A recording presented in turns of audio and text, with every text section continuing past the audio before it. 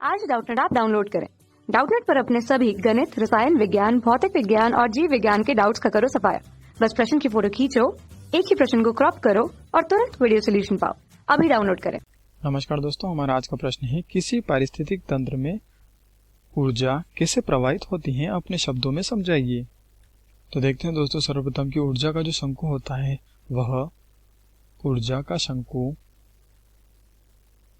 हमेशा सीधा बनता है। कैसा बनता है? ऊर्जा का शंकु हमेशा सीधा बनता है।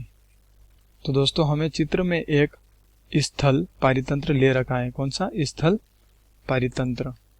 दोस्तों, इस पारितंत्र में क्या होता है कि यह जो सूर्य है यह एक अजैव घटक में आ जाता है और यह जो सूर्य का प्रकाश है, यानी कि इस प्रकाश की उपस्थिति में यह पौधे अपने भोजन का निर्माण करते हैं। यानी कि यह जो गाजर का पौधा है, यह पौधा सूर्य के प्रकाश की उपस्थिति में अपना भोजन बनाता है। यानी कि यह एक प्रकार का स्वपोषी पौधा होता है, अपने भोजन का खुद ही निर्माण करता है इस प्रकाश संश्लेषण की क्रिया द्वारा। तो दोस्तों, यह जो सूर्य है इसकी जो सौर विकिरण होती है उसको यह रासायनिक ऊर्जा में परिवर्तित कर देता है। यानी कि दोस्तों, हम मान लेते हैं कि इस गाजर के पास 10,000 किलो कैलोरी है और दोस्तों इसका केवल 10% भाग ही रेबिट में जाएगा। यानी कि इस खरगोश में जाएगा केवल इसका 10% भाग, क्योंकि दोस्तों बाकी का जो 90% भाग होता है वह 90% भाग ऊर्जा का वातावरण में प्रवाहित हो जाता है या वातावरण में विसरित हो जाता है।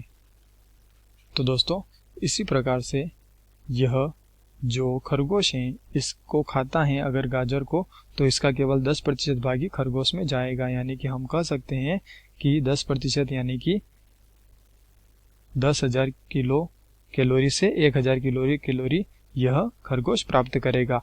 और दोस्तों, जब अगर यह लोमड़ी इस खरगोश को खाती है तो इसका भी केवल 10% भाग यह लोमड़ी ऊर्जा ग्रहण कर पाएगी और बाकी का जो 90% भाग होता है वह 90% भाग यह लोमड़ी वातावरण में प्रवाहित कर देती हैं, जैविक कार्यों में प्रवाहित कर देती हैं। तो दोस्तों, हम देखेंगे कि इस लोमड़ी को 10% ऊर्जा का भाग मिला इस खरगोश से, यानी कि 1,000 का 100 किलो कैलोरी।